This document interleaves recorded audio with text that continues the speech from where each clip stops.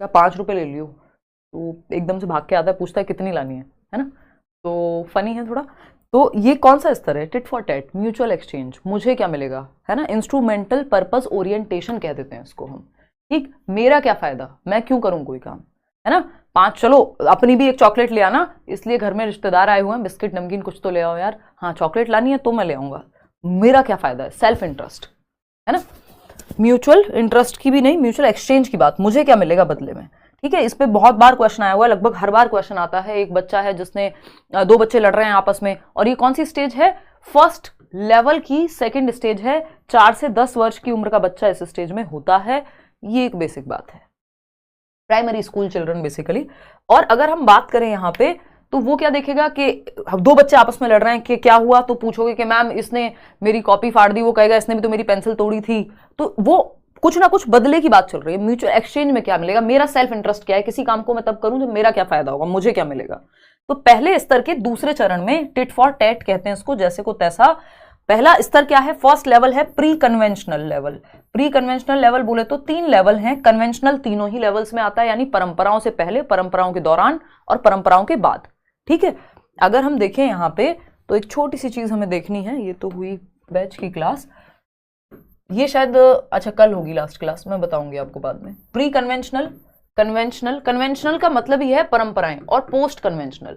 ये 3 लेवल हैं जो आपकी कोहलबर्ग की थियरी में आते हैं। हर एक लेवल पे 2-2 स्टेजेस हैं, तो टोटल स्टेज पूछे तो 6, लेवल पूछे तो 3। ठीक, लेवल सबके नहीं निकलेंगे, वो वाली कहानी नहीं है, ये कोहलबर्ग ने बहुत पहले लेवल दे दिए थे, ये आपके जो भी वो मार्केटिंग टाइप की चीजें वो नहीं है। ठीक है, आजकल चल रहा है बहुत। तो अगर हम देखें प्री कन्वेंशनल लेवल जो है पूर्व पारंपरिक, इसमें पहला है पनिशमेंट एंड ओबीडियंस, यानी पनिशमेंट से बचने के डर से कि मम्मी मारेगी, चुपचाप से जो कहा है कर देता हूं, होमवर्क कर लेता हूं, डांट पड़ेगी, चालान कट जाएगा। ठीक, और यहां पे क्या है, दूसरा है tit for tat, mutual exchange, या फिर give and take, instrumental purpose orientation. 15 नाम इसके हो सकते हैं, है ना, अलग अलग नाम। तो ये है आपका सेकेंड स्टेज फर्स्ट लेवल की। यहां पे इस लेवल में खुद की मॉरलिटी 0 होती है, एब्सेंस है मॉरलिटी की, खुद की कोई मॉरलिटी नहीं है, बाहर से एक्सटर्नल रूल्स की वजह से। कन्वेंशनल की अगर हम बात करें तो इसमें सोसाइटी के आधार पर व्यक्ति की सही और गलत, मॉरलिटी मतलब सही और गलत क्या है, आपका सही और गलत के सिद्धांत। ठीक, पोस्ट कन्वेंशनल में सेल्फ के चोजन एथिकल प्रिंसिपल्स होंगे, व्यक्ति खुद से चूज करेगा क्या सही और क्या गलत है, यानी परंपराओं के परे चले गए तो सेल्फ पे आ गई बात, जब परंपराओं पे थे तो सोसाइटी पे आ गई। प्री कन्वेंशनल, खुद की मॉरलिटी 0 है, बस डांट या डर से बचने के लिए कोई काम कर रहे हैं या अपने फायदे के लिए काम कर रहे हैं।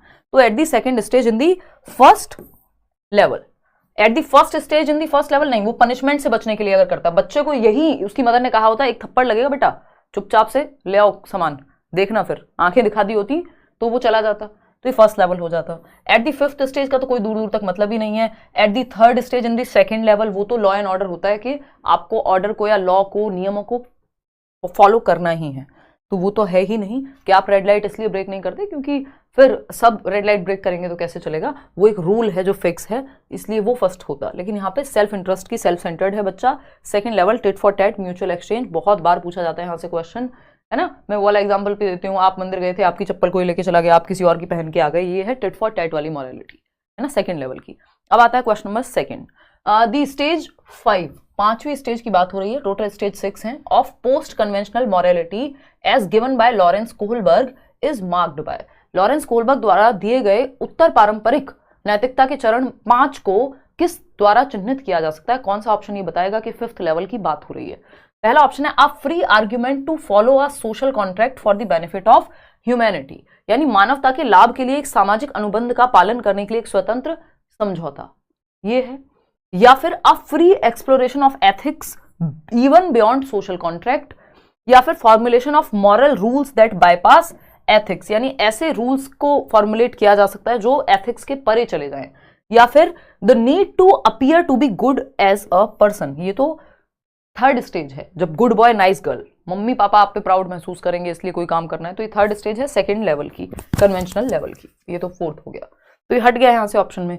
बाकी देखते हैं 5th स्टेज की बात हो रही है कन्वेंशनल मॉरलिटी में, कैसे मार्क्ड बाय व्हाट, इसमें क्या होता है ना, किससे इसको चिन्हित करेंगे, किससे आइडिया लगेगा। Formulation of moral rules that bypass ethics, a free exploration of ethics even beyond social contract, या फिर आप free agreement to follow a social contract for the benefit of humanity. ये बहुत ही क्लोज ऑप्शंस हैं, सब एक जैसे ही लग रहे होते हैं। आप ये दोनों बातें सही है, लेकिन इसके पीछे का जो थॉट है वो थर्ड ऑप्शन में बताया गया है। अभी समझते हैं क्या कहानी है।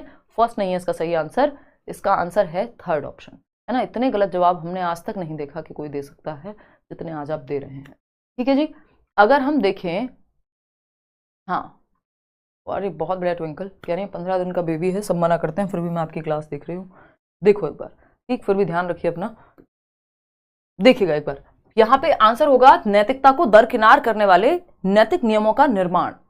अब ये हिंदी में थोड़ा सा अजीब लग सकता है पढ़ने में, लेकिन इसका मतलब क्या देखते हैं। फॉर्मुलेशन ऑफ मॉरल रूल्स, यानी ऐसे नैतिक नियम आप बना रहे हैं दैट बाईपास एथिक्स, यानी जो एथिक्स के बियॉन्ड चले जाएं। ठीक है ना। तो आप अब एथिक्स को हिंदी में क्या कहते हैं ये मुझे नहीं पता, बट आई थिंक नैतिकता के अराउंड कोई तो शब्द होगा। राहुल पता है? कोई फायदा नहीं आपका। चलिए देखिए, अगर हम देखें यहाँ पे दरकिनार करने वाले, अब basically formulation of moral rules that bypass ethics, यानी ऐसे मॉरल रूल्स व्यक्ति बनाएगा। अब मॉरलिटी और एथिक्स का डिफरेंस समझने की जो नौबत है वो हमारी यहां आ जाती है, जो सीटेट में नहीं आती थी। ठीक, तो मॉरल्स और एथिक्स को हम अगर हम यहां पे बांट के देखें सिंपली, तो बहुत ही एक लाइन में समझेंगे, क्योंकि हमें कोई बहुत भारी बात की जरूरत नहीं है। मॉरलिटी और एथिक्स, ठीक है, ठीक, सिंपल है। ये थोड़ी सी इंडिविजुअल लेवल पे ज्यादा है, पर्सनल होती है मॉरलिटी या नैतिकता। वहीं एथिक्स की जब हम बात कर रहे हैं तो ये एनवायरनमेंट के हिसाब से ज्यादा होंगे या सोसाइटी बेस्ड ज्यादा होंगे। हालांकि मॉरलिटी भी वैसी ही है, बहुत माइन्यूट सा डिफरेंस है। तो अगर यहाँ पे देखें, ये एनवायरनमेंट के हिसाब से चेंज हो सकता है या आसपास का जो माहौल है उसके हिसाब से। मॉरलिटी में आपकी पर्सनल इंडिविजुअलिज्म ज्यादा है, आप पर्सनली किस चीज को सही मानते हैं। जैसे चीटिंग को, भाई आप एक रिलेशनशिप में हैं, शादी में है, वॉटएवर, चीटिंग को समाज गलत मानता है, एथिकली गलत चीज है बिल्कुल। किसी का मॉरल प्रिंसिपल ये हो सकता है जिसको लगता हो ठीक है यार, क्या फर्क पड़ रहा है मेरे को, है ना।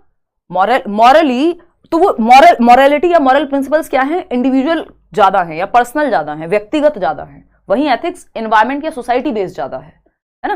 तो जबकि सोसाइटी कह रही है ये क्या एथिकल काम थोड़ी है ये।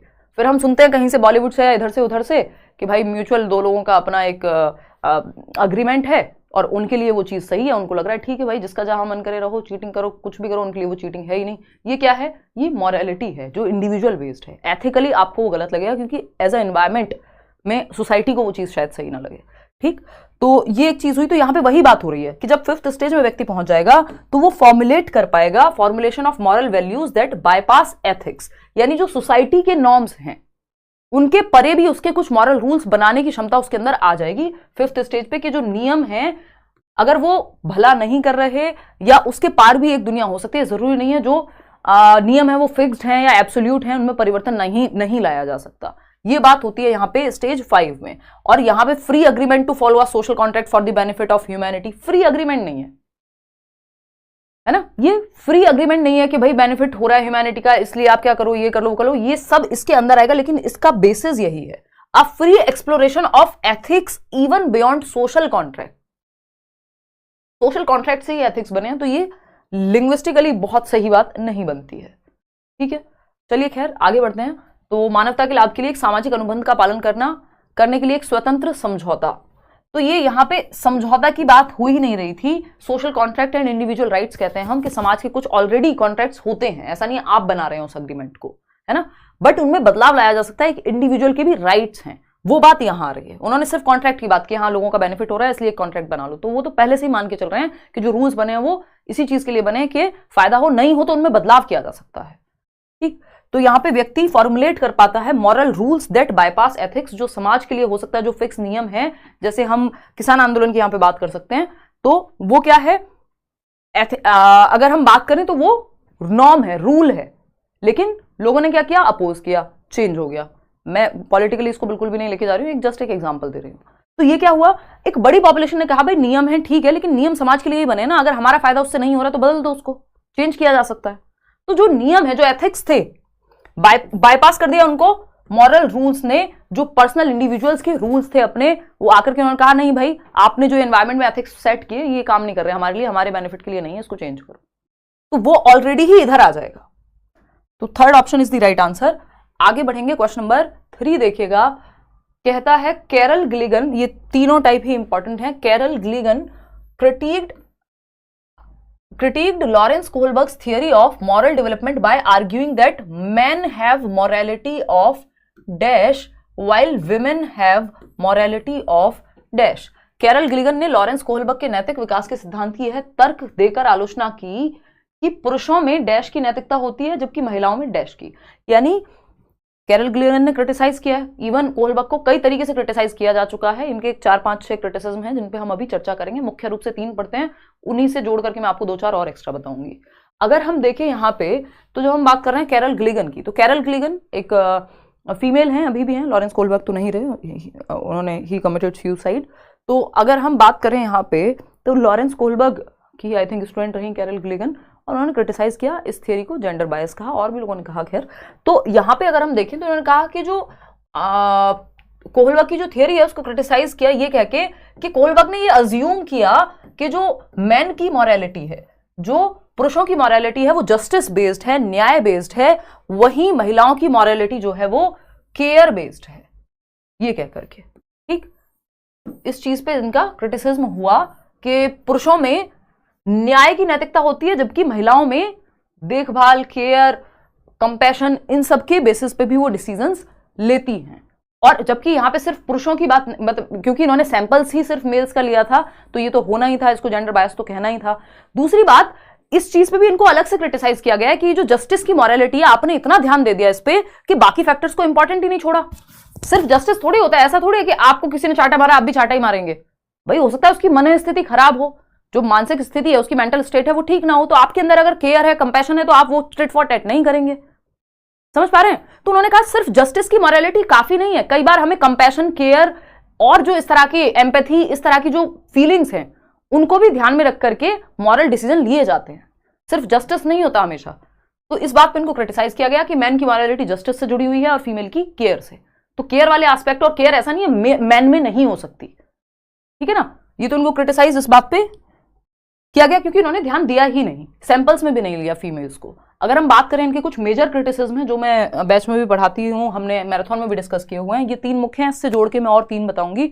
Not applicable in all cultures, यानी ये थियरी को हर तरह से बायस ही बायस कहा गया है। अगर देखें हम कि कल्चर बायस है इस थियरी में, यानी संस्कृति पक्षपात है कि भाई 2 तरह से अगर हम देखें तो एक इंडिविजुअलिस्टिक कल्चर्स हैं, अमेरिका है, जो वेस्टर्न कंट्रीज हैं जहां इंडिविजुअल महत्वपूर्ण है, और हमारी कंट्री किसमें आती है, कलेक्टिविस्ट कल्चर है हमारे यहाँ, सबको साथ लेके चलो, है ना, सबका साथ सबका विकास टाइप की चीजें। ठीक है, तो अब होगा क्या उसमें, ये बात मैं वैसे भी कहती हूँ आपके बैचेस में भी कि हमारे यहाँ बहुत रेयर आपको देखने को मिलेगा, स्पेशली गांव वगैरह में जहां कलेक्टिविस्ट सोसाइटी और ज्यादा मतलब उसकी पकड़ है कि माँ बाप को या बूढ़े माँ बाप को या दादा दादी को कोई ओल्ड एज होम छोड़ के आए हो। इसका मतलब ये नहीं है सबको बहुत प्यार है अपने दादा दादी से, किसी के मन में नहीं आ रहा, किसी को बोझ नजर नहीं आ रहे, वो प्रैक्टिकल बात नहीं है। अगर आप ग्राउंड रियलिटी में जाएंगे सारे लोग वैसे नहीं होते, हर तरह के लोग हैं। मैं ये भी नहीं कह रही कि किसी को नहीं होता, ऑफ कोर्स लोगों को होता है, तो लेकिन सब लोग 100% ऐसे होंगे जो आउट ऑफ लव और केयर ही अपने बूढ़े माँ बाप की सेवा कर रहे होंगे, जरूरी नहीं है।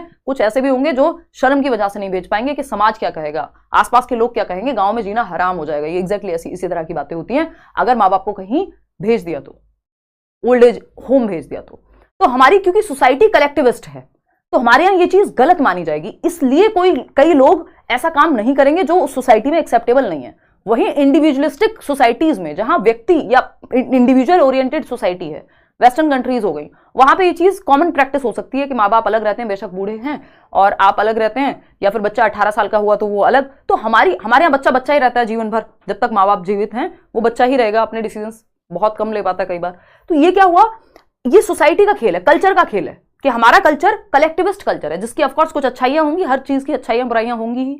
कलेक्टिविस्ट कल्चर है कि हम साथ में समूह में चलते हैं, तो यहां बहुत सारी चीजें जो कोहलबर्ग कह रहे थे वो लागू नहीं हो पाएंगी, और ऐसी कई सारी चीजें कलेक्टिविस्ट कल्चर की लागू नहीं हो पाएंगी इंडिविजुअलिस्टिक कल्चर में। और इन्होंने कह दिया ये हर कल्चर में लागू हो जाएंगी, ये थियोरी की जो स्टेजेस हैं। तो हर एक कल्चर में not applicable in all culture, हर एक कल्चर में ये स्टेजेस लागू हो जाएं ये जरूरी नहीं है। ये इनका क्रिटिसिज्म है कि आपने तो यूनिवर्सली स्टेजेस दे दी, 6 स्टेजेस हैं, 3 स्तर हैं और दुनिया भर के लिए यही रहेंगी, ऐसा थोड़ी है। कोहलबर्ग की स्टेजेस बदल जाएंगी, अमेरिका में अलग होंगी, यहां अलग होंगी, सेम है, बट हर एक कल्चर पे ये लागू होंगी जरूरी नहीं है, और यही क्रिटिसिज्म वाइगॉस्की का भी है कि आप हर कल्चर के लिए नहीं बोल सकते। तो ये एक बेसिक बात हुई, not applicable in all cultures. तो कल्चर बायस पाया जाता है इस थियोरी में। जरूरी नहीं है जो बात कलेक्टिविस्ट कल्चर में मानी जा रही है वो इंडिविजुअलिस्टिक कल्चर में, जो बात भारत में सही है हो सकता है अमेरिका के लिए गलत हो, जो अमेरिका में सही है जो भारत में गलत हो। ठीक। हाइपोथेटिकल सिचुएशंस हैं, यानी कि जो आप मॉरल थिंकिंग है, आपकी मॉरल रीजनिंग है, दैट डज नॉट मीन कि आपका मॉरल डिसीजन भी सेम होगा। मतलब क्या है कि आपकी जो थिंकिंग है, जो मॉरल रीजनिंग है, मॉरल रीजनिंग लगती है, तर्क लगता है, कोई भी डिसीजन आप लेते हैं तो मॉरल रीजनिंग जो नैतिक तर्कना है, moral reasoning does not equal to, ये इक्वल नहीं है मॉरल डिसीजन के आपने जो तर्क दिया किसी काम को करने के पहले, है ना, कि प्यार में दुनिया उड़ा देंगे, ये कर देंगे, दुनिया भूल जाएंगे, फलाना कर देंगे, है ना। मैं इसका एग्जांपल देती हूँ बहुत बार कि यूपीएससी के मॉक इंटरव्यूज आप देखिए इंटरनेट पे, और ऐसे ऐसे जवाब, कोई व्यक्ति, एक सिंगल व्यक्ति कहेगा कि हम करप्शन करेंगे, है ना, नहीं कहेगा ना कोई भी। एक से एक बढ़िया जवाब आप दे सकते हैं जब हाइपोथेटिकल सिचुएशन हो, जब परिकल्पनात्मक सिचुएशन हो, जब इमेजिनरी सिचुएशन हो, जब आपको कहा जाए अच्छा जी पिताजी को बचाओगे या पत्नी को, तो आप कुछ भी कह सकते हैं, आप कह देंगे नहीं पिताजी को बचाएंगे, हो सकता है रियलिटी में पत्नी को बचा लें आप। तो ये हाइपोथेसिस में, परिकल्पना में, इमेजिनेशन में जब आपसे कुछ पूछा जा रहा है तो आपकी रीजनिंग कुछ और हो सकती है, और एक्चुअल में एक्शन आपका जब होगा, मॉरल डिसीजन जब आप ले रहे होंगे, वो एकदम अलग हो सकता है। तो इस बात पे भी इनको क्रिटिसाइज किया गया, इनकी आलोचना की गई कि जरूरी नहीं है कि जिन लोगों ने, इन्होंने अगर कोलबर्ग की बात करें, जो ग्रुप बना के मॉरल डिस्कशन करके थियरी दी, उन लोगों ने उस माहौल में जो जवाब दिए, जरूरी नहीं है जब रियलिटी में सिचुएशन आएगी तो वो वैसे ही करेंगे। दहेज के खिलाफ सब बोलते हैं, है ना, अगेन वही मॉक इंटरव्यू का एग्जांपल मैं लूंगी, तो हर कोई कहेगा नहीं करप्शन नहीं करेंगे, दहेज नहीं लेंगे, फलाना नहीं करेंगे। रियल सिचुएशन में लोगों के रेट फिक्स हैं, तो ये क्या है, या सिचुएशन आती है तो लोग बदल जाते हैं, फिर दहेज को गिफ्ट कह के लेना पड़ता है। तो ये क्या है, ये हाइपोथेटिकल सिचुएशन बन जाती है। मॉरल रीजनिंग अलग है आपका और डिसीजन अलग है, यानी एक्शन लेने के टाइम पे कुछ और हो जाता है, बातें बनाने के टाइम पे कुछ और हो जाता है। ठीक। फिर आएंगे थर्ड पे, बायस्ड सैंपल्स। बायस्ड सैंपल्स, अब ये कल्चर बायस भी है, इसमें जेंडर बायस भी है, एज बायस भी है इस थियोरी में। बायस्ड सैंपल्स कैसे हैं, दो तरीके से बायस्ड हैं। एक तो ये जेंडर बायस तो है ही कि महिलाओं के पर्सपेक्टिव को इसमें ध्यान में नहीं रखा गया। दूसरा, जितने भी सैंपल थे जिन पे ये थियोरी बनाई गई, जिनको बिठा करके, उन सैंपल्स में सिर्फ मेल्स थे, 16 साल तक के लड़के ही थे, सिर्फ बॉयज को ही रखा गया। मेल सैंपल है, महिलाओं के पर्सपेक्टिव को, जबकि हम माना जाता है कि महिलाएं जो है ज्यादा केयरिंग है, कंसर्न है, और यहां पे तो ये भी कहा गया है कि थर्ड स्टेज के बियॉन्ड नहीं जा पाएंगी इस थियरी के हिसाब से फीमेल्स, क्योंकि उनका ध्यान गुड बॉय नाइस गर्ल वाली बात में, या समाज को, या वो फीलिंग्स के आधार पे चीजों को मैनेज करने में ज्यादा रहता है, या वो कंपैशन, केयर, ये वाली मॉरलिटी उनकी ज्यादा रहती है। तो जेंडर बायस थियरी है, क्योंकि जरूरी नहीं है कि, और यहां पे सबसे बड़ी प्रॉब्लम ये है कि ऐसा नहीं है ना कि हम ये कहें कि जस्टिस की ही मॉरलिटी सही है, केयर के आधार पे कोई डिसीजन लेना गलत है। केयर गलत कब से हो गई, कंपैशन गलत कब से हो गया? तो इस बात पे इनको क्रिटिसाइज किया गया। तो ये जेंडर बायस भी है, दूसरा एज बायस भी है थियरी, कल्चर बायस भी है, तीन तरह के बायस हो गए। एज बायस कैसे है? सिर्फ 16 साल तक के बच्चों को लिया गया। अब एक 16 साल का व्यक्ति जिसके कभी बच्चे नहीं हुए, जिसकी कभी शादी नहीं हुई, जिसने बहुत सारी चीजें जीवन में अभी देखी ही नहीं, वो सिर्फ कल्पना के आधार पे कहेगा कि हाँ मैं ऐसे कर लूंगा। उसने एक्सपीरियंस तो किया ही नहीं ना, वो फर्स्ट हैंड एक्सपीरियंस, या उतना अभी देखा ही नहीं है दुनिया को। तो उस सेंस में यहां पे प्रॉब्लम आ सकती है। ठीक है जी, क्लियर है? कोई कह रहा है हमारे उत्तराखंड में तो लड़की नहीं मिल रही, आप दहेज की बात कर रहे हो। तो ये मेजर क्रिटिसिज्म है सभी प्रकार के जो मैंने आपको कोलबर्ग के बताए हैं।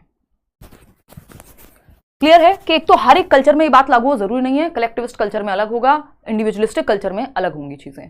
हाइपोथेटिकल सिचुएशन यानी इमेजिनरी सिचुएशन की अगर हम बात करें तो मॉरल रीजनिंग, जो आपने तर्क दिया है और जो आप डिसीजन लेंगे एक्चुअल में, जब आपने डिस्कशन में जो चीज कही है और एक्चुअल में जब आप करेंगे उस चीज में, तो उसमें कथनी और करनी में अंतर हो सकता है।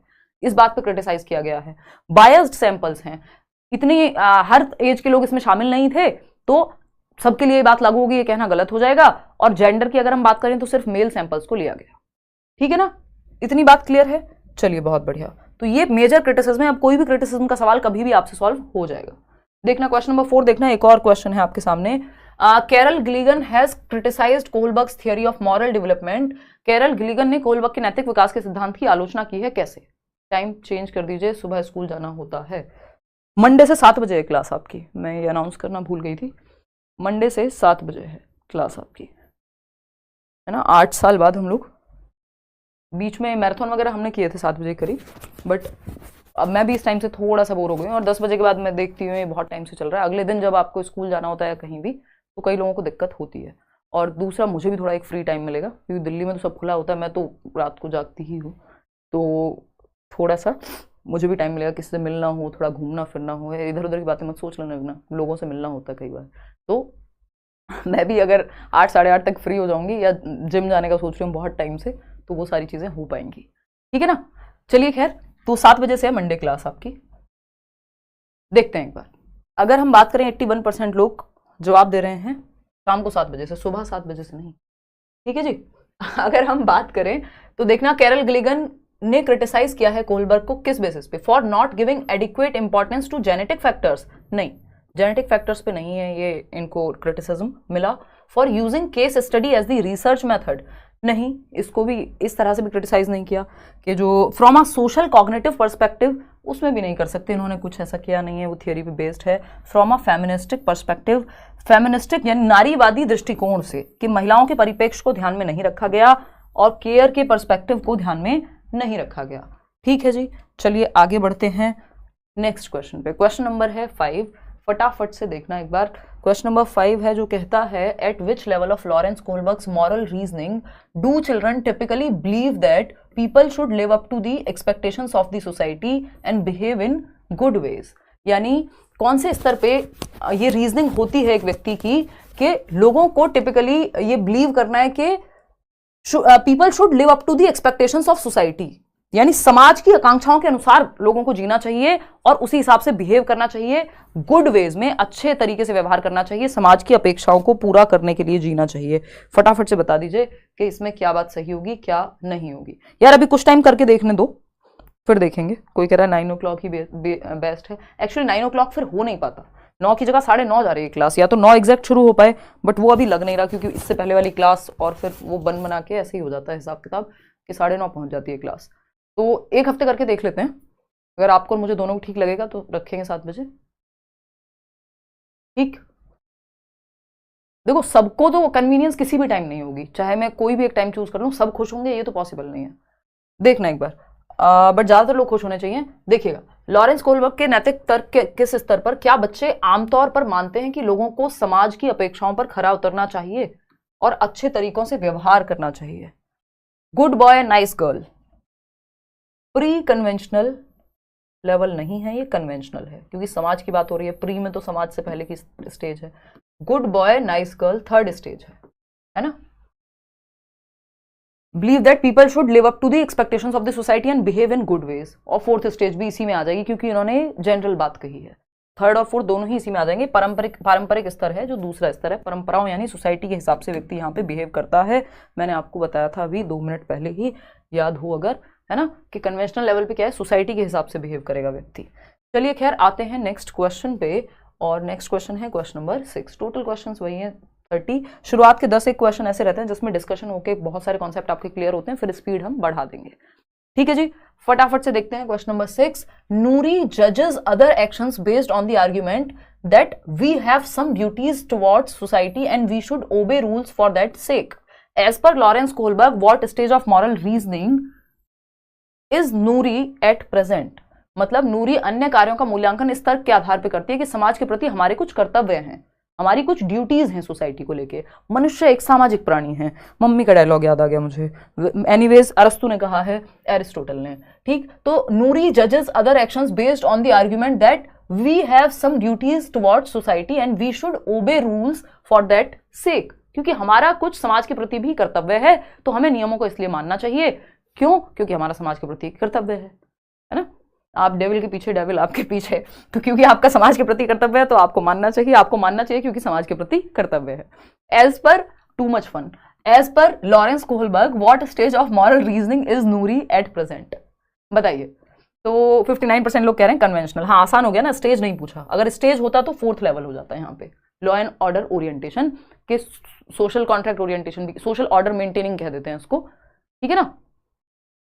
और यहाँ पे ये 4th स्टेज आपकी हो जाती है परंपरागत, क्योंकि समाज के हिसाब से, सोसाइटी के हिसाब से अगर डिसाइड हो रहा है कोई भी काम जो तर्क है तो वो कन्वेंशनल लेवल है। सोसाइटी है ही नहीं या व्यक्ति की खुद की कोई मॉरलिटी है ही नहीं, एब्सेंस है, बस पनिशमेंट वगैरह से बचने के लिए कर रहा है, तो प्री कन्वेंशनल हो गया।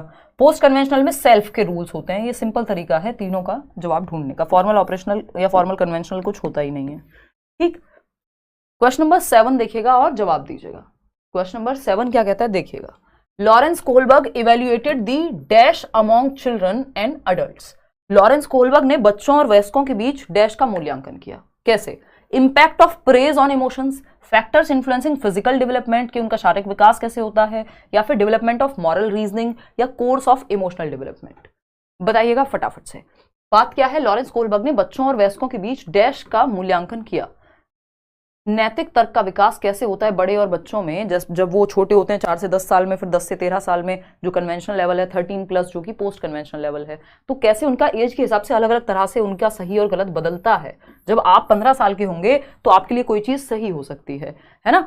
और जैसे वन ऑफ माई फ्रेंड्स, तो वो बोलता है कि मैंने जब बचपन में था ऐसे कुछ टीन एज में, तो मुझे लगा यार बढ़िया लड़की, एकदम मैं गोल्ड डिगर बनूंगा। ये एक मेरा मेल फ्रेंड कह रहा था एक दिन, है ना, मैं एकदम बढ़िया गोल्ड डिगर बनूंगा। मम्मी को कहता था मैं बढ़िया लड़की ऐसी जो अच्छे, जिसके पास पैसा ज़्यादा हो, उससे शादी करूंगा, क्योंकि मैं मतलब मिल जाएगी, ठीक है ना, इस टाइप की बातें। अभी उसकी ये सोच बदल गई जैसे वो अडल्ट हुआ, अब उसको ऐसा नहीं लगता। तो क्या होता है, एज के अनुसार, एज के हिसाब से हमारा सही और गलत भी बदलता है। ठीक, तो डेवलपमेंट ऑफ मॉरल रीजनिंग यानी नैतिक तर्क का विकास। क्लियर है? क्वेश्चन नंबर 8 देखिएगा। क्वेश्चन नंबर 8 देखिएगा, देखते हैं एक बार क्वेश्चन नंबर 8 क्या कहता है। देखो, जेंडर बायस बातें नहीं करेंगे हम, ये लड़कियों के लिए भी सेम हो सकता है, बात बराबर ही रहेगी। At which stage of Lawrence Kohlberg's moral development theory do individuals reason that human rights and justice is most important even if they go against the societal laws. समाज के खिलाफ भी चली जाएं चीजें अगर, तब भी जो ह्यूमन का राइट है, जो मानव के अधिकार हैं और न्याय है, वो सबसे महत्वपूर्ण है। क्योंकि सिर्फ समाज के लिए नहीं जी रहे हो, समाज आपसे है, आप समाज से नहीं है, मतलब दोनों चीजें म्यूचुअली चलनी चाहिए। वैसी सी बात 6th स्टेज में तो यही होता है कि आप निर्धारित कीजिए आपका सही गलत। ठीक है, तो फटाफट से बताइए क्या होगी कहानी। कोहलबर्ग की कौन सी स्टेज है जब मॉरल डेवलपमेंट थियरी में कि do individuals reason that human rights and justice is most important even if they go against the societal laws. भाई मानव के अधिकार इंपॉर्टेंट है, चाहे आपके लॉज को बदल दो अगर जरूरत पड़े तो ये लास्ट स्टेज है ना। यूनिवर्सल एथिकल प्रिंसिपल के व्यक्ति समाज से लड़ने को तैयार है क्योंकि उसके भी कुछ ह्यूमन राइट्स हैं। जैसे दास प्रथा को इसी के तहत खत्म किया गया है ना, सती प्रथा को, और कितनी सारी चीजें होंगी। किसी ने तो सोचा होगा ना कि ये लॉज, उस समय का तो लॉ था ना कि ऐसे ही होता है, ये तो नियम है, समाज में तो ऐसे ही होता है ना, पति की मृत्यु पे पत्नी को मर जाना चाहिए, ये लॉ था ना उस समय का, सोसाइटी थी ऐसी ही वर्क करती थी। किसी ने तो कहा होगा भाई ये ह्यूमन राइट्स के खिलाफ है, ये क्या कर रहे हो आप, है ना। तो वो व्यक्ति, इसका मतलब उस समय वो बियॉन्ड समाज के परे सोच पा रहा था उस चीज को, राजा राम मोहन रॉय। चलिए खैर, पोस्ट कन्वेंशनल स्टेज है ये कुल मिला के। गुड बॉय नाइस गर्ल तो आपका 3rd स्टेज होती है, जब बस आपको अच्छा बनना है, हाँ ठीक है यार समाज में ऐसे ही होता है, चलने दो, कोई बात नहीं, सती प्रथा कोई दिक्कत नहीं है।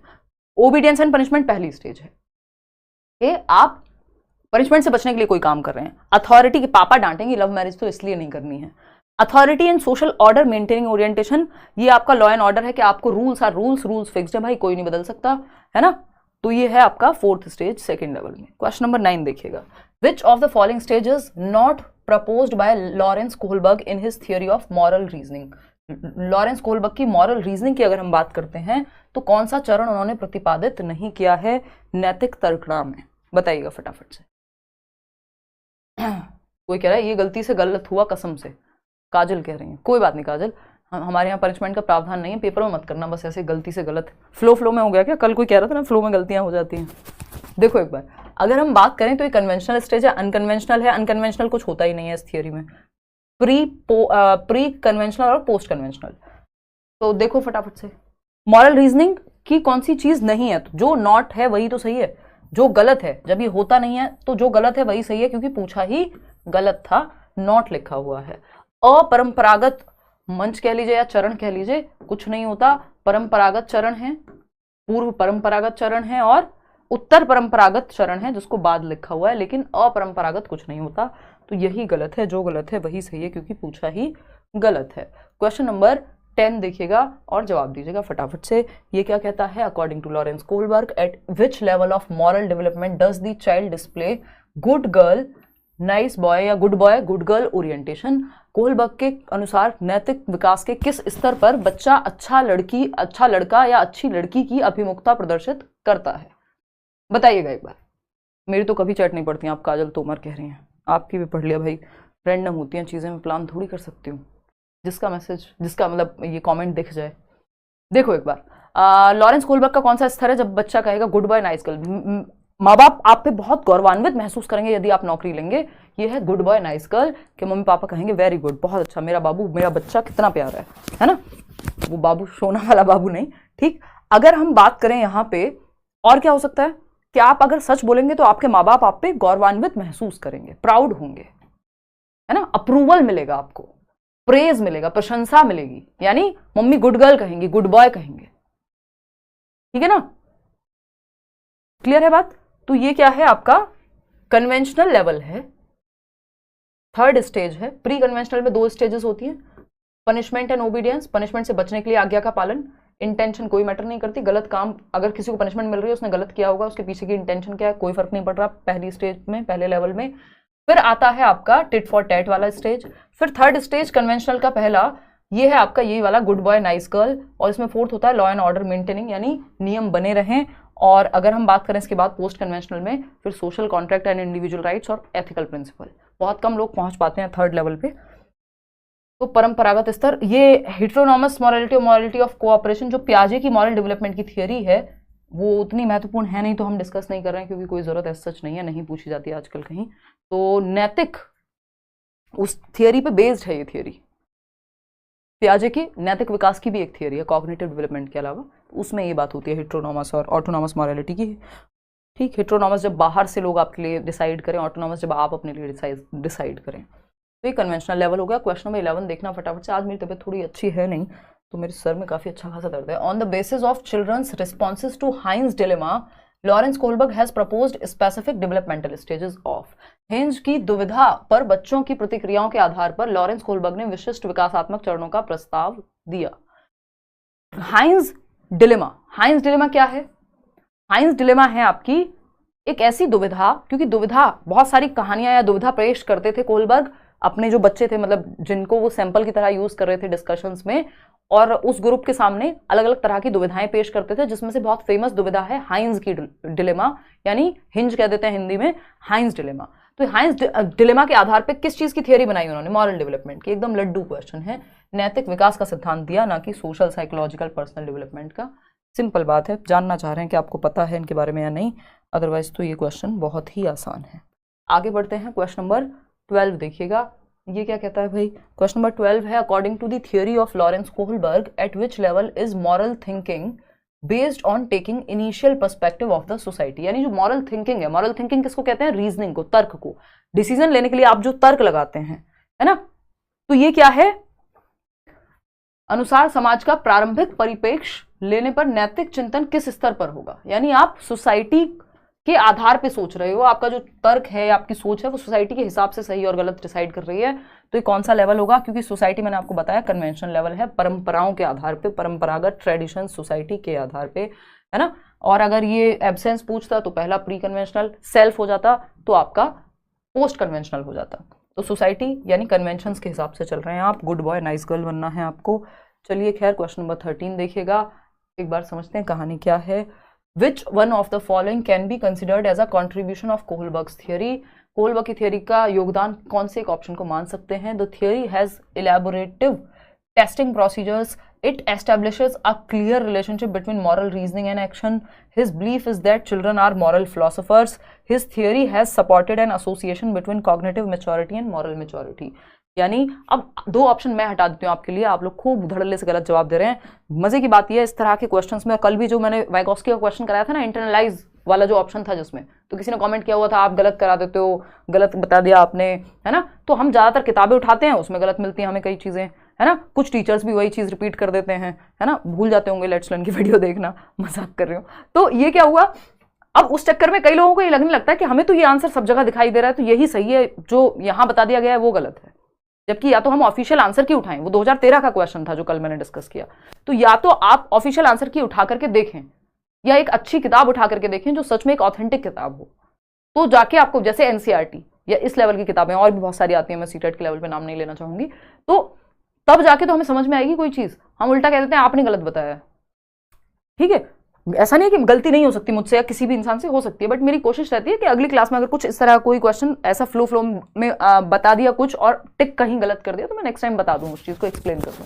तो गलती की प्रॉब्लम नहीं है, बट सही कॉन्सेप्ट, ऐसा थोड़ी है यार हर क्वेश्चन गलती थोड़ी होती है, इतने साल पढ़ाते हो आप, तो वो अपने आप में गड़बड़ वाली चीज है कि हमें लगता है क्योंकि सब जगह यही आंसर है, अब आप लोगों ने सही जवाब दे दिया, नहीं तो आप लोग गलत जवाब दे रहे थे जिसपे मैंने आपको इतना लंबा लेक्चर दे दिया, है ना। सेकंड ऑप्शन नहीं है इसका सही आंसर। देखो फिलोसफर्स तो उन्होंने नहीं माना, इलेबोरेटिव टेस्टिंग प्रोसीजर्स भी ऐसा कुछ नहीं है, या तो सेकंड है या फोर्थ है, और दोनों ही सही है, लेकिन सबसे सही चाहिए हमें।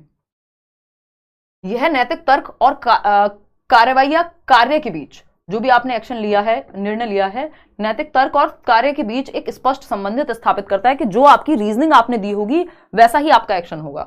मैं जनरली कहती हूं कि किसी को अपनी मर्जी से शादी करनी है तो वो कहेगा यार जीवन तो मुझे बिताना है, ऐसे कैसे मम्मी पापा थोड़ी ना जिएंगे, तो मुझे मेरी मर्जी से करनी है। भाई बात खत्म हो गई, किसी को आना है आ जाए, नहीं तो कोई बात नहीं। ये क्या हुआ, रीजनिंग के आधार पे रीजनिंग के आधार पे एक्शन ले लिया व्यक्ति ने, चले गए कोर्ट मैरिज करना या वॉट एवर जो भी है, ठीक। दूसरा तर्क क्या हो सकता है, किसी की रीजनिंग अगर ये नहीं यार मेरे मम्मी पापा ने मुझे बचपन से पाला है, मेरी मम्मी तो जब से मैं बड़ा हुई हूँ यही कहती आ रही है, एक दिन मेरे बच्चे की शादी होगी, मैं ये पहनूंगी, ये करूंगी, फलाना होगा, घर में पेंट कराएंगे, मजे आ जाएंगे, है ना, तो मैं उनकी आकांक्षाओं पर खरी या खरा कैसे ना उतरूं।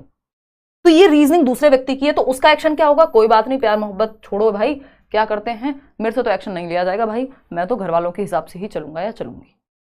कोई हो सकता है जो कहे भाई मेरी रीजनिंग, दोनों को मिला के कुछ बात बना लेते हैं, कोई बात नहीं।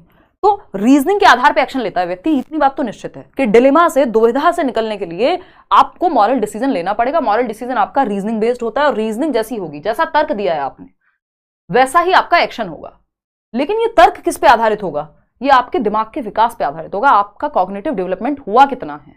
एक 15 साल के बच्चे के लिए ये तर्क ऐसा हो सकता है कि अब तो मेरी प्रेमिका या प्रेमी से बड़ा कोई नहीं है, मैं तो उसी के हिसाब से चलूंगा या चलूंगी, क्या खाएंगे। वो एक वीडियो में देख रही थी कल परसों, है ना, वो इंस्टाग्राम पे, कि एक बच्चा है जो कह रहा है कि पुजवा से शादी करेंगे, तो वो कहेंगे खिलाओगे क्या, कि पुजवा हमरे दिल में रही, हम ओकरे दिल में रहे, समथिंग लाइक दैट। तो वो वैसी सी रीजनिंग होती है उस उम्र में, वो तो खैर ज्यादा ही छोटा बच्चा है, बट वो वैसे वाली रीजनिंग है जो आपकी रीजनिंग आ कहां से रही है, जितना आपका दिमाग विकसित हुआ है। दिल में रह के तो पेट नहीं भरेगा, बाद में समझ आएगा, ठीक है ना। तो ये क्या है, ये रीजनिंग आपके संज्ञान के विकास के हिसाब से आएगी। इसीलिए पियाजे की थियरी पे बेस्ड है, जो थियरी है कि कॉग्निटिव डेवलपमेंट जितना हुआ होगा उस हिसाब से आपकी कॉग्निटिव रीजनिंग भी आएगी। तो रीजनिंग के आधार पे आप एक्शन तो लेते हो, नो डाउट, बट ये रीजनिंग आपके कॉग्निटिव डेवलपमेंट के आधार पे आती है कि आपका कॉग्निशन कितना मैच्योर है, आपका दिमाग कितना मैच्योर है। एक 25 साल का व्यक्ति आपको ये कहता हुआ नहीं मिलेगा, और 25 का मिल भी जाए 35 का तो बिल्कुल नहीं कहेगा कि हम उसके दिल में रह लेंगे और वो हमारे, और खाना पीना चल जाएगा, जीवन चल जाएगा, ऐसे नहीं चलेगा भाई, है ना। तो ये क्या है, his theory has supported an association between cognitive maturity and moral maturity. उनके सिद्धांत ने संज्ञानात्मक परिपक्वता और नैतिक परिपक्वता के बीच संबंध का समर्थन किया है कि जितना आपकी जैसे जैसे एज बढ़ती है, आपकी कॉग्निटिव मैच्योरिटी बढ़ती है, आपकी रीजनिंग बदल जाती है। मॉरल रीजनिंग जो होती है, तर्क जो होता है किसी चीज को लेकर आपका सही गलत बदलता है। तो उन्होंने कहा कि कॉग्निटिव मैच्योरिटी जैसे जैसे आएगी, क्योंकि कॉग्निटिव मैच्योरिटी की बात कहां से आई, क्योंकि पियाजे ने कॉग्निटिव डेवलपमेंट की थियरी दी है, और ये थियरी आधारित है पियाजे की ही थियरी पे।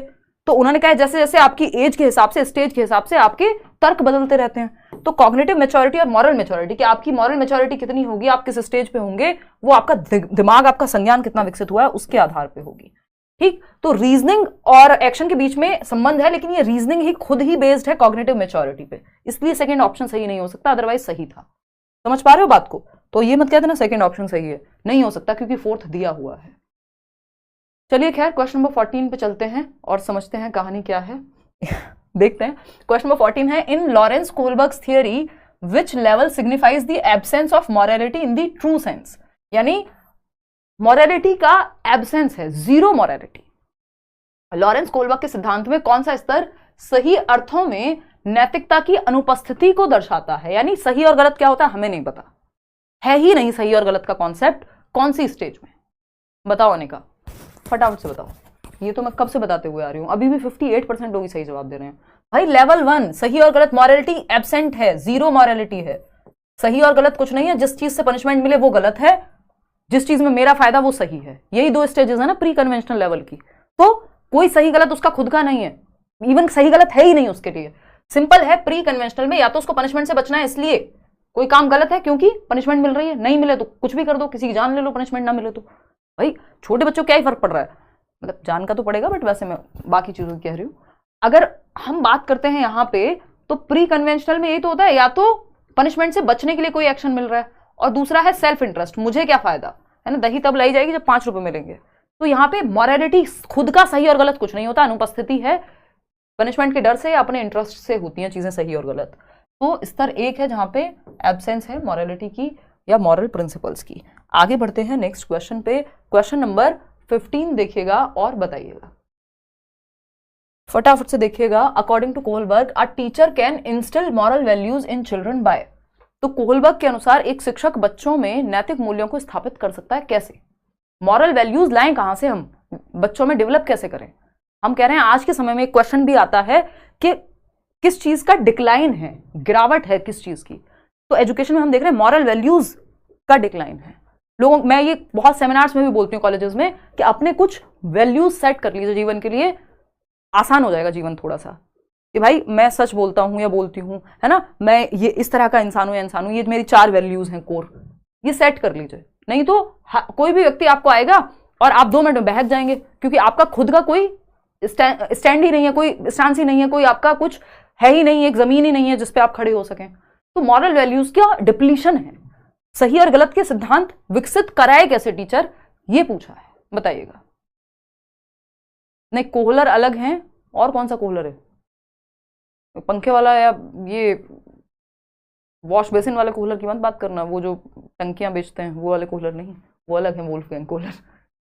देखिएगा एक बार, थर्ड ऑप्शन समझते हैं। तो अकॉर्डिंग टू कोहलबर्ग, का teacher can instil moral values in children by, आप लोग कह रहे हैं कि थर्ड ऑप्शन सही है, जो कि सही भी है। Giving importance to religious teachings, तो हर एक रिलीजन तो, और स्कूल में आप सारी किताबें ले आएंगे तो कितनी किताबें लाएंगे आप, कितनी रिलीजियस बुक्स लाएंगे, अलग अलग धर्म के बच्चे होंगे। और फिर ऐसा थोड़ी वो रिलीजन को घर पे नहीं पढ़ रहे हैं, उनको पता ही नहीं है कुछ, तो रिलीजियस टीचिंग्स तो दुनिया में है, फिर क्या करें, स्कूल में हो जाएगा डेवलप उससे, सिर्फ बुक्स लेके आने से या टीचिंग्स लेके आने से नहीं होगा। Laying clear rules of behaviour, व्यवहार के स्पष्ट नियम बताना, हर एक रिलीजन में बताए हुए हैं व्यवहार के स्पष्ट नियम, कानून में बताए हुए हैं कि भैया रेड लाइट नहीं जंप करनी है ना, झूठ बोलना बुरी बात होती है, किसी को चीट करना बुरी बात होती है, बचपन से सुनते आ रहे हैं, कितने लोग फॉलो कर पाते हैं? तो ऐसा थोड़ी व्यवहार के स्पष्ट नियम नहीं बताए हुए हैं, फिर भी मानते कहां हैं लोग। फिर आता है थर्ड ऑप्शन, तो ये भी नहीं बनेगी बात, involving them in discussions on moral issues, उन्हें नैतिक मुद्दों पर चर्चा में शामिल करना। ये एकदम बेस्ट तरीका है जो हम करते भी हैं। अभी कल परसों भी जब हम कोहलबर्ग कर रहे थे तो हमने अच्छी खासी बातचीत की, शादी दहेज इन सब पे, जो सामाजिक मुद्दे होते हैं जिन पे बात की जा सकती है, जिनमें सही गलत की बात होती है, जिनसे सब रिलेट कर पाते हैं, जिनको समझ में आती है हर चीज। ऐसा तो नहीं है ना कोई आप दुनिया में रह रहे हैं आपने कभी शादी ना देखी हो। तो सामाजिक मुद्दों पे कि गिफ्ट को दहेज और दहेज को गिफ्ट मत कहिए, ये क्या है, चर्चा में शामिल कीजिए। मतलब एज पे डिपेंड करेगा कौन सी क्लास को पढ़ा रहे हो, कि सच बोलना या झूठ बोलना, कौन सी बात सही है कौन सी नहीं, इसके लिए चर्चाएं कराइए। और कोहलबर्ग भी यही करते थे, डिलेमाएं पेश कर करके आशीष पांडे धन्यवाद, क्या करते थे, डिस्कशन करते थे, चर्चाएं होती थी, वाद विवाद होगा तब जाके कंक्लूजन पे पहुंचता है इंसान। तो बेटर है कि डिस्कशन हो क्लासरूम में, सिर्फ सिलेबस खत्म कराने की जल्दी में ना रहे teacher. Giving strict instructions on how to behave, how to behave का तो सबको ही होता है इंस्ट्रक्शन, भाई ये चीज नहीं करनी है इसकी वजह से पनिशमेंट मिलेगी, फिर भी करते हैं लोग। तो मॉरल वैल्यूज तो अंदर से होनी चाहिए, तब जाके बात बनेगी। कोई नहीं भी देख रहा होगा तब भी आप सीट बेल्ट लगाएंगे, अदरवाइज तो फिर वही होगा। अभी कोई एक्टर की शायद वीडियो थी, या वैसे भी चलता है वो आजकल नया स्टाइल है ना सीट बेल्ट लगाने का, तो कि बस ऊपर से लगा लो फिर, है ना, रूल से बचने के लिए सीट बेल्ट फिर हम लगाएंगे, तो वो वैसी सी बात है। आगे बढ़ते हैं, नेक्स्ट क्वेश्चन नंबर 16 देखिएगा। ये क्या कहता है भाई, ये कहता है what is a major criticism of Kohlberg's theory, यानी मुख्य आलोचना क्या है कोहलबर्ग की थियरी की। तो पहला ऑप्शन है, Kohlberg proposed a theory without any empirical basis, यानी कोई अनुभवजन्य आधार ही नहीं था, अनुभव ही नहीं था। क्यों नहीं था भाई, था, लोगों के अनुभव थे, डिस्कशन था, तो ये तो नहीं कह सकते हम। Kohlberg proposed that moral reasoning is development, यानी कोहलबर्ग ने प्रस्तावित किया कि नैतिक तर्क ही विकास है, तो मॉरल रीजनिंग को ही डेवलपमेंट कह दिया, नहीं, ये कहना तो गलत हो जाएगा भाई, ठीक है ना। चलिए आगे बढ़ते हैं। Kohlberg did not account for cultural differences in moral reasoning of man and women. Kohlberg ने पुरुषों और महिलाओं के नैतिक तर्क में सांस्कृतिक अंतर को नहीं बताया। बात सही है। एक तो कल्चरल डिफरेंस की बात नहीं की, फिर उसमें भी कल्चर की वजह से कई बार मेल और फीमेल में अंतर आ जाते हैं सोचने के तरीके में, है ना। ये अब उनकी जो मॉरलिटी है वो केयर बेस्ड है, अलग अलग संस्कृति में अलग अलग चीजें हैं, है ना। महिलाओं के लिए जो चीज सही होगी एक कंट्री में, दूसरी में कुछ और होगा। तो ये बात भी सही है, बिल्कुल जेंडर बायसनेस तो है ही, कल्चर बायसनेस भी है इस थियोरी में। Did not give clear cut stages, बिल्कुल यूनिवर्सल फिक्स्ड स्टेजेस हैं, इनवेरिएबल हैं, वेरिएबल भी नहीं है। इंडिया के लिए अलग स्टेज, अमेरिका के लिए अलग, सबके लिए सेम है। तो ये कह नहीं सकते कि हम स्टेजेस फिक्स्ड नहीं है। तो थर्ड ऑप्शन ये है कि पुरुषों और महिलाओं के नैतिक तर्क में सांस्कृतिक अंतर को नहीं दिखाया उन्होंने। क्वेश्चन नंबर 17 देखिएगा फटाफट से। Lawrence Kohlberg's theory of moral reasoning has been criticised on several counts, which of the following statement is correct in the context of criticism. Again criticism पे क्वेश्चन है। एक क्वेश्चन क्रिटिसिज्म यानी Kohlberg की आलोचना पे जरूर आता है कि ये चीज इन्होंने सही नहीं की, लोग अपने तरीके से बताते हैं।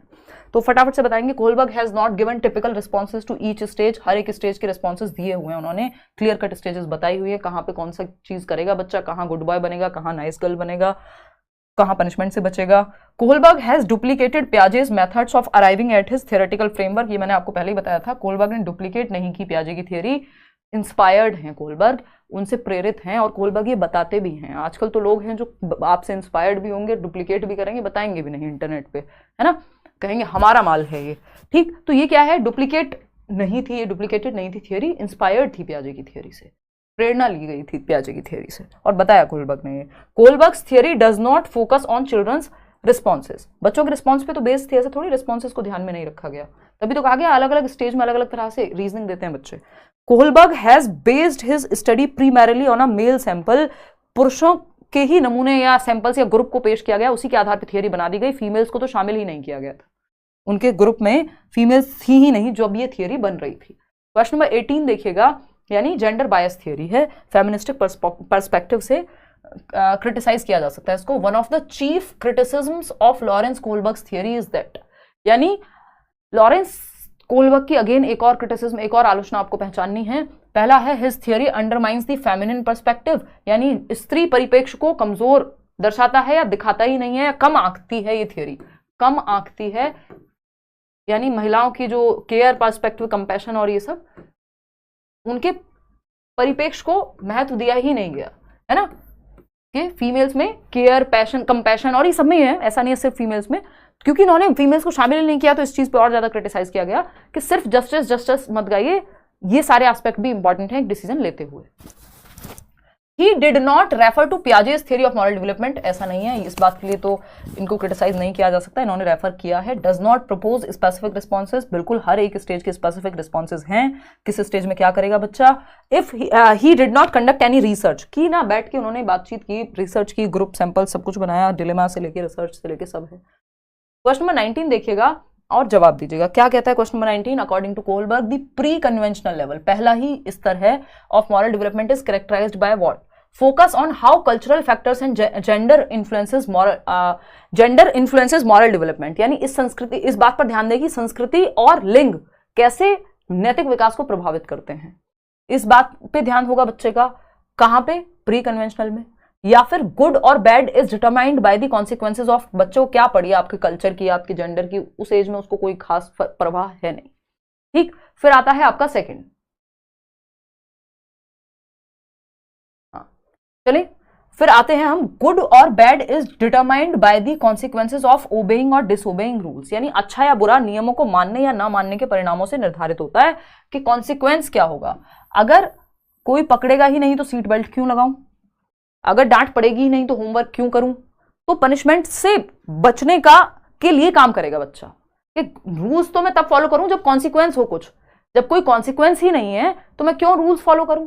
ये वो वाली स्टेज है pre conventional, punishment and obedience वाली बात, कि ओबीडियंट तो तब होगा, आज्ञा का पालन तो तब करेगा जब कोई काम अच्छा या बुरा उसके लिए तब है, अगर पनिशमेंट है तो बुरा काम, नहीं है पनिशमेंट तो अच्छा काम, simple. The individual strives to maintain the expectations of others rather than focus on the consequences, नहीं, दूसरों की एक्सपेक्टेशन तो फिर थर्ड स्टेज में जाके आएगी जब उसको अच्छा लड़का अच्छी लड़की बनना है।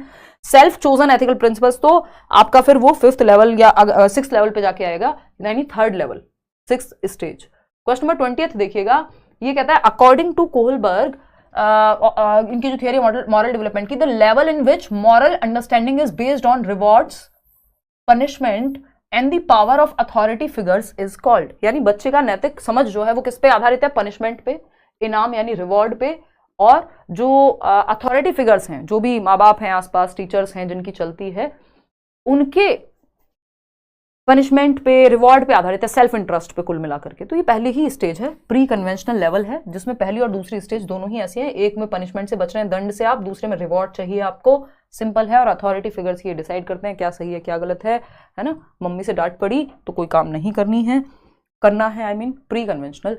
आगे बढ़ेंगे, क्वेश्चन नंबर 21 देखिएगा। ये क्या कहता है भाई? ये कहता है a child reasons that if the laws are not meeting the needs of the people they can be changed through mutual agreement and democratic procedures. यानी जो नियम बनाए गए हैं, यदि लोगों का भला नहीं हो रहा उससे, तो चेंज कर दो। Which stage of Kohlberg's moral development does this child come under? यानी कि ये बच्चा कोहलबर्ग के नैतिक विकास की कौन सी अवस्था में आता है? एक बच्चा तर्क देता है कि यदि कानून लोगों की जरूरतों को पूरा नहीं कर रहा है तो आप उन्हें असहमति जता के लोकतांत्रिक प्रक्रियाओं के माध्यम से चेंज किया जा सकता है नियमों को।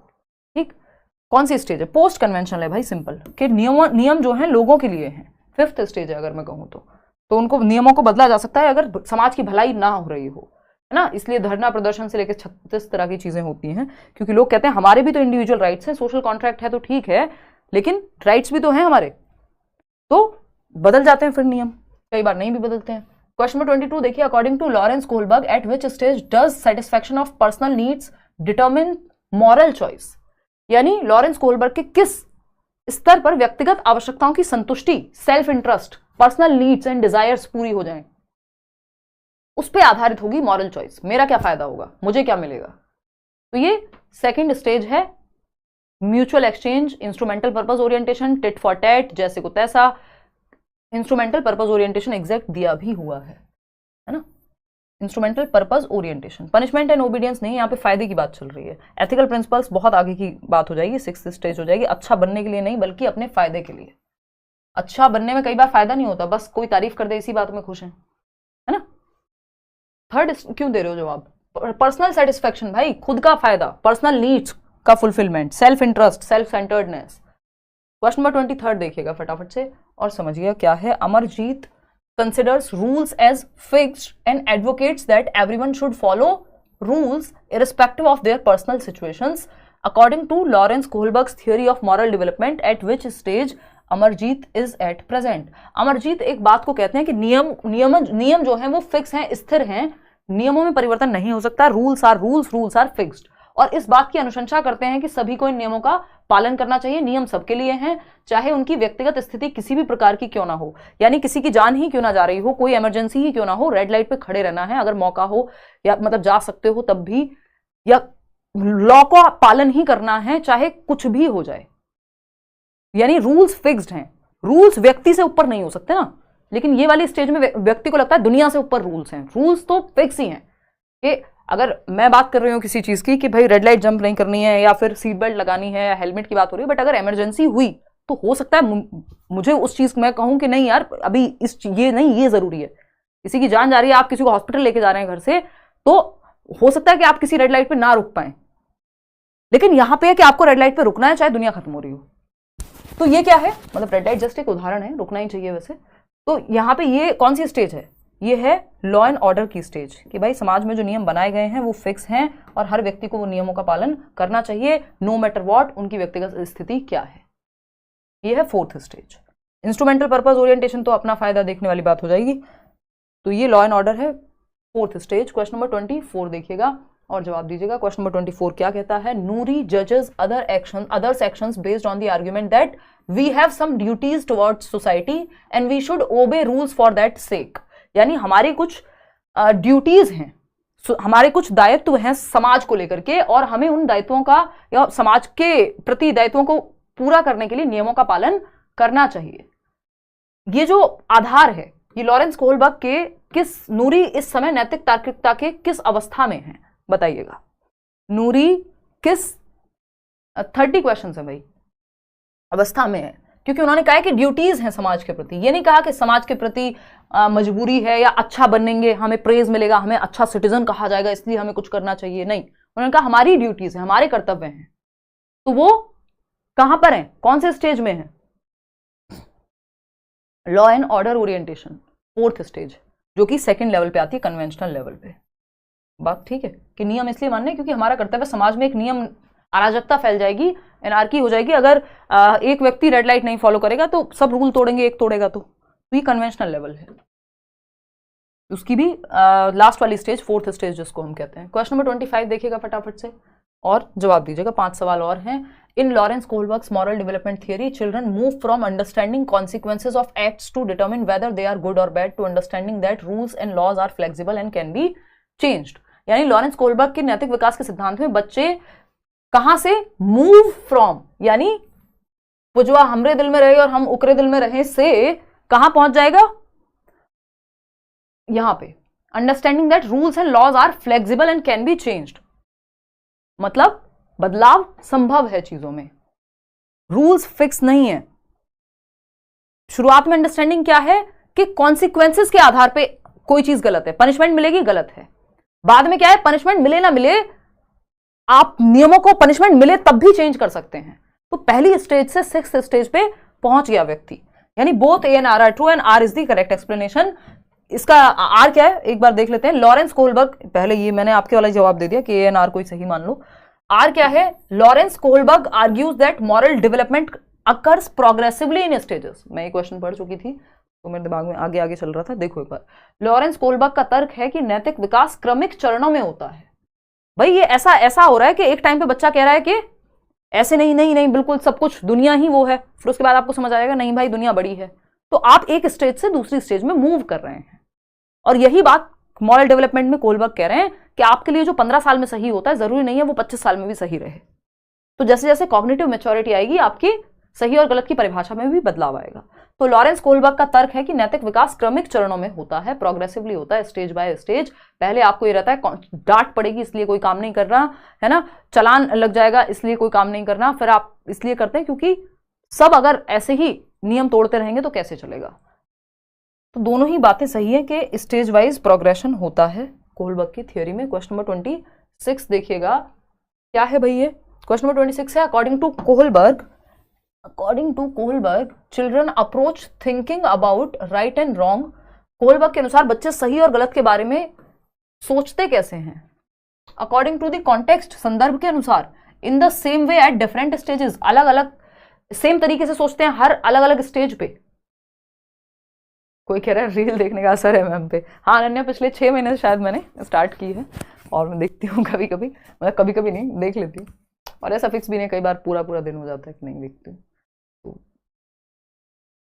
देखिएगा एक बार, डिफरेंटली एट डिफरेंट स्टेजेस। देखो टीचर्स, अगर जो सच के टीचर्स हैं उनको आप कुछ भी दिखाओगे वो अपने एग्जांपल्स ढूंढ के लाएंगे, बात खत्म।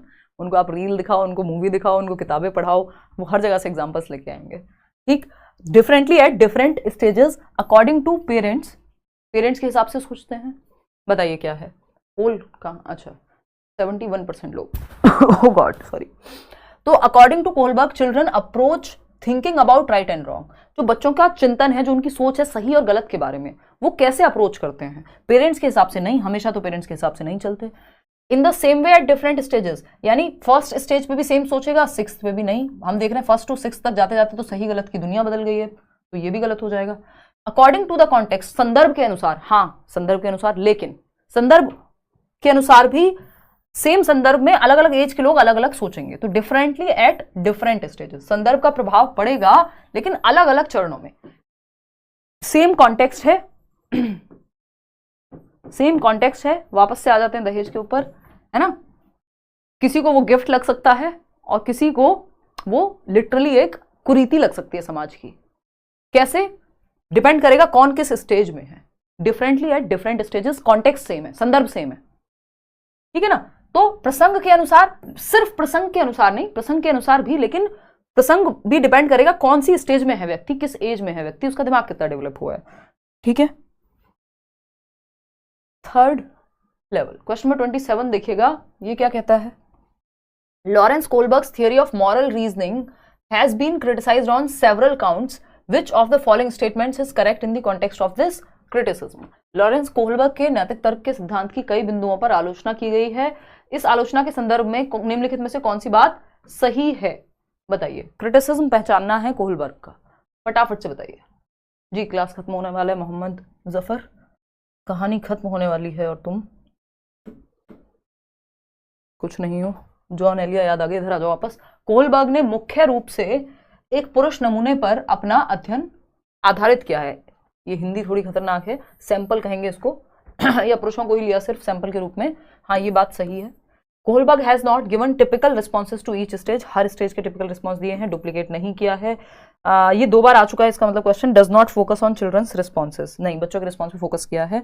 तो ये 2 अलग अलग सालों में पूछा जा चुका है क्वेश्चन, ऑप्शन चेंज करके। क्वेश्चन नंबर 28, क्योंकि लिमिटेड ही क्वेश्चन है ना जो बन सकते हैं, ये रिपीट हुआ है क्वेश्चन, ये आया हुआ है ऑप्शन में, आप हल्का सा चेंज देखेंगे, इसका मतलब 2 अलग अलग सालों में आया होगा क्वेश्चन।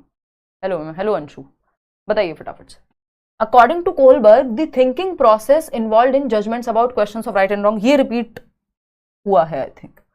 नहीं, ये रिपीट कहां हुआ है, फटाफट से बताओ। कोहलबर्ग के अनुसार सही और गलत के सवालों के बारे में निर्णय लेने में विचार प्रक्रिया जो शामिल होती है, इस विचार प्रक्रिया को, इस थिंकिंग प्रोसेस को क्या कहते हैं? थिंकिंग प्रोसेस को क्या कहते हैं? यानी दुविधा से निकलने के लिए आपको क्या करना पड़ेगा? डिसीजन लेना पड़ेगा। डिसीजन लेने के लिए आप क्या करेंगे? मोय अच्छा, पढ़ लो परम, पढ़ लो। देखिएगा, तो अगर हम देखें यहाँ पे प्ले स्टोर पे आपकी ऑनलाइन क्लास नहीं है, करियर विल ऐप डाउनलोड करोगे प्लेवे बोल रहे हो, प्ले स्टोर से, तब मिल जाएगा आपको, है ना। चलो आ जाओ, इधर आ जाओ वापस से, इधर उधर की बातों में बहुत मन लगता है। देखिएगा, तो अगर हम बात करें यहाँ पे जो थिंकिंग प्रोसेस है, उस थिंकिंग प्रोसेस को मॉरल रीजनिंग कहते हैं, जो कि आप लोग कह भी रहे हैं। रियलिज्म, डिलेमा तो दुविधा होती है, थिंकिंग प्रोसेस थोड़ी दुविधा है, असमंजस तो दुविधा है, कॉन्फ्लिक्ट है। रीजनिंग है जो इस दुविधा से निकलने में मदद करेगा, जो थिंकिंग, जो रीजन आप खुद को देते हैं, है ना, जो दिया था उस बच्चे ने वो रीजन, तो वो अपनी दुविधा से निकल गया। ठीक, क्वेश्चन नंबर 29 देखिएगा। Our teacher says to her class as individual assignments are designed to help individual students learn more effectively, all students should complete assignments prescribed without any assistance. She is referring to which of the following stages of Kohlberg's moral development? Teacher ने कहा बच्चों को कि सबके assignment ऐसे design हुए हैं कि वो खुद से करें अपना टेस्ट कंप्लीट या अपना असाइनमेंट कंप्लीट, ताकि वो ज्यादा सीख सकें। तो ये रिकमेंडेड है कि हर बच्चा अपना असाइनमेंट खुद से करे, बिना चीटिंग करे, बिना किसी के नोटबुक को देखे। तो ये क्या है, कौन सा स्टेज है, कौन सी स्टेज है? कन्वेंशनल स्टेज है, law and order, post conventional है, या फिर प्री कन्वेंशनल है, पनिशमेंट की कोई बात नहीं हुई यहाँ पे। इंडिविजुअलिज्म एंड एक्सचेंज है, ये भी बात नहीं हुई, मेरा क्या फायदा होगा। ये कन्वेंशनल स्टेज है कि समाज में एक ऑर्डर बना रहे और एक पर्पस के लिए है ये कि अव्यवस्था ना फैल जाए, सब सीख सकें, एक नियम बनाया गया है तो नियमों का पालन होना चाहिए। तो ये फर्स्ट ही स्टेज है। यहाँ पे ऐसा कुछ उन्होंने नहीं कहा कि पनिशमेंट एंड ऑल, वो सब की बात नहीं हुई। क्वेश्चन नंबर 30 देखिएगा, ये बहुत पुराना क्वेश्चन है, बहुत साल पहले आता था और इंपॉर्टेंट भी है। कर्नेल सिंह डज नॉट पे income tax despite legal procedures and expenses. He thinks that he cannot support a corrupt government which spends millions of rupees in building unnecessary dams. He is probably in which state of Kohlberg's stages of moral development? बताइएगा। ये question आप ज्यादा अच्छे से समझ पाएंगे जब आपकी लग जाएगी नौकरी और आपको सरकार को देना पड़ेगा टैक्स, है ना। मेरा तो पैसे खर्च करने का दर्द खत्म हो गया जब से मैंने भर भर के टैक्स पे करना शुरू किया, उसके बाद कुछ लेने में दर्द खत्म हो गया था। कई साल पुरानी बात हो गई अब तो, है ना। बट मैं बोलती थी कई बार हमारी जब बात होती थी ग्रुप्स में कि जब से भारी मात्रा में टैक्स देना शुरू किया तब से खर्चा करने का दर्द खत्म हो गया जीवन में, है ना। क्योंकि आपको लगता है यार इतना सारा टैक्स देते हो आप, ये आपको लग रहा है ये 20,000 रुपये खर्च करने में आपको फिर आंसू निकल रहे हैं, है ना। तो वो वैसी सी बात है। खैर, तो यहाँ पे पूछा क्या है, कर्नेल सिंह कानूनी प्रक्रियाओं और खर्चों के बावजूद आयकर का भुगतान नहीं करते हैं। उनको लगता है कर दो, मेरे ऊपर आपको केस करना है लीगल कि इन्होंने इनकम टैक्स नहीं भरा, कर दो, कोई दिक्कत नहीं। वह सोचता है कि वह एक भ्रष्ट सरकार का समर्थन नहीं कर सकता जो अनावश्यक बांधों के निर्माण में लाखों रुपए खर्च कर देती है, या कितने नेता या चीजें लोग पकड़े जाते हैं कि वो भ्रष्ट या कुछ ना कुछ ऐसे करते हुए लोगों के टैक्स के पैसे को बर्बाद किया जा रहा है। जब आप ये देखते हो आपको सच में दिल से दर्द होता है, दिल से बुरा लगेगा, है ना। तो इस बात के चलते एक व्यक्ति है कर्नेल सिंह जो कहते हैं मैं टैक्स नहीं भरूंगा, मेरे ऊपर आपको केस करना है एज अ गवर्नमेंट, मेरे को जेल में डालना है डाल दो, जो करना है कर लो, मैं नहीं भरूंगा, मैं ऐसी करप्ट गवर्नमेंट को नहीं देना चाहता टैक्स। क्यों? क्योंकि ये लोग फालतू के बांध बना रहे हैं जिसका कोई फायदा नहीं है, ये मेरे टैक्स के पैसे का मिसयूज है ना। जब आप देखते हैं कि कुछ ऑफिसर्स दुनिया घूम रहे हैं आपके टैक्स के पैसे पे, तो वो अपने आप, या जनता के टैक्स के पैसे पे, तो वो गलत चीज है, वो अनएथिकल चीज है, ठीक है ना। अर्शी पढ़ लो चुपचाप से, ले लिया नाम आपका। तो ये बात कौन सी लेवल पे इंसान चाहेगा, तो हम लोग तो नहीं करते हैं ये कि भाई चलो इसलिए टैक्स नहीं देते हैं क्योंकि ये हो रहा है। Post conventional universal ethical principle कि व्यक्ति ने कहा है कोई बात नहीं, चाहे एक व्यक्ति समाज से लड़ने को तैयार हो जाएगा अपने सेल्फ चोजन प्रिंसिपल्स के लिए। ये पोस्ट कन्वेंशनल लेवल है। आउट ऑफ 30 कितना ठीक हो ये बता